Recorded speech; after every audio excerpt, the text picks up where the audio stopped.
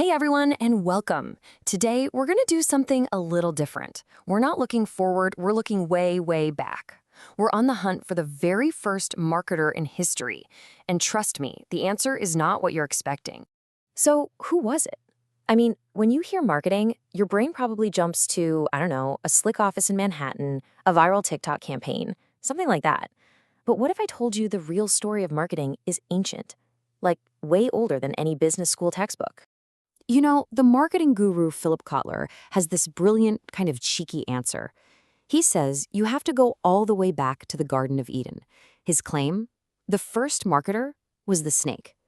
He jokes that the snake sold Eve on the whole Apple idea. It sounds pretty wild, right? But it makes a fantastic point. At its very core, marketing is just persuasion. And that is an art form as old as we are. All right, so let's run with that idea.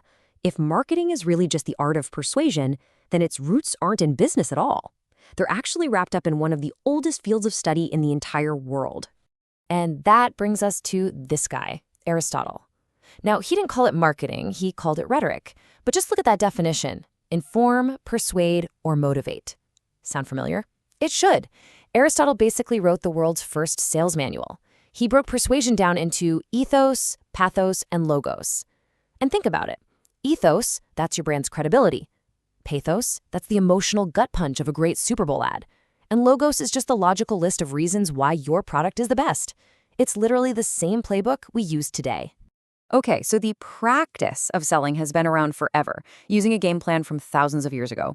But where did the actual word marketing come from? Let's check out how we got from a physical place to a whole business strategy. This is where it gets really interesting. The word market, like the ancient Greek agora, a physical spot to trade stuff, that word is ancient. But marketing, the action, the process of getting people to want something, that's brand new. Seriously, if you tried to look up marketing in a dictionary back in 1900, you wouldn't have found it. It didn't exist yet. And this timeline just proves it. We were doing all the things we call marketing way before we had a name for it.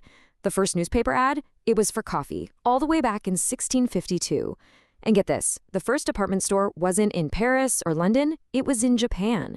Then you had brands like Pierre's Soap pop up in the 1870s, making a simple bar of soap feel special. But it wasn't until 1910 that the word marketing finally got its official entry in the dictionary. Crazy, right? So, let's fast forward to the 20th century. How did all these separate activities, ads here, brands there, turn into a core philosophy for the biggest companies on the planet? Well, it starts with a pretty simple framework.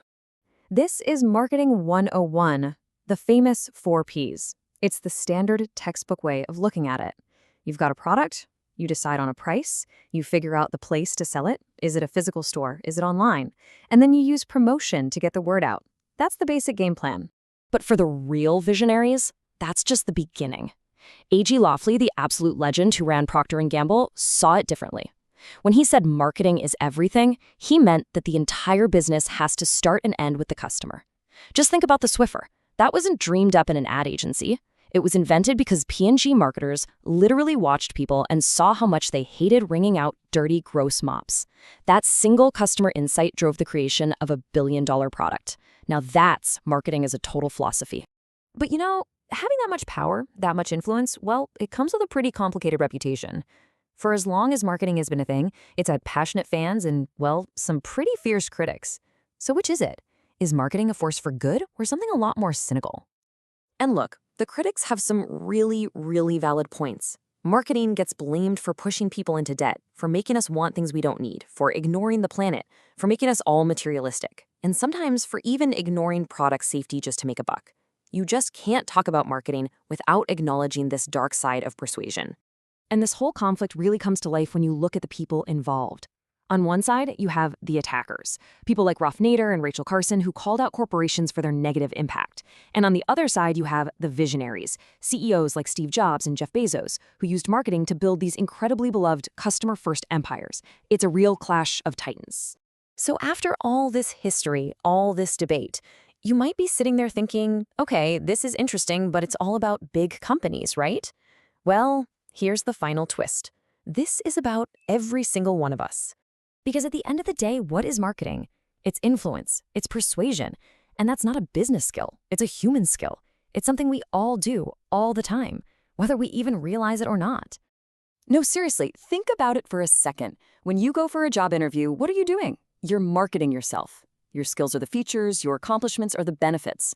Trying to get that amazing apartment that 10 other people want? You're persuading the landlord. Trying to impress someone on a first date? You are presenting the absolute best version of yourself. See? We're all marketers. So, from the Garden of Eden all the way to your next job interview, the art of persuasion is one of the most fundamental things we do as people. It can be used for amazing things, it can be used for not so great things, but we all do it. So that makes me curious. Who's the best natural marketer you know? Go ahead and tag that friend who could sell ice to a polar bear. Thanks for tuning in.